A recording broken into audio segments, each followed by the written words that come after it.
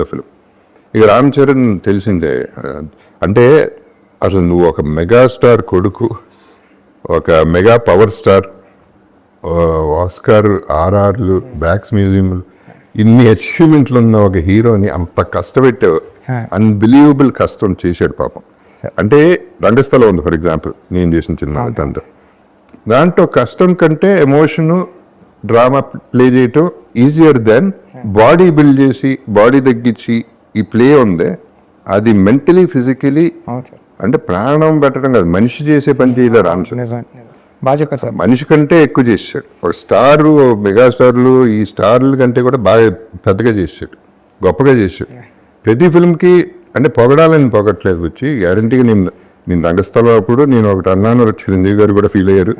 Stage మీద అన్న first time Ram Charan act చేశాడని నాకు విపరీతంగా నచ్చాడు రంగస్థలం. అక్కడ నుంచి ప్రతి సినిమాకి 10x 20x 30x పెరుగుతా వెళ్ళిపోతున్నాడు యాజ్ అ ఆర్టిస్ట్. ఈ సినిమా పీక్, ఇప్పుడు పర్ఫార్మెన్సెస్ లో పీక్.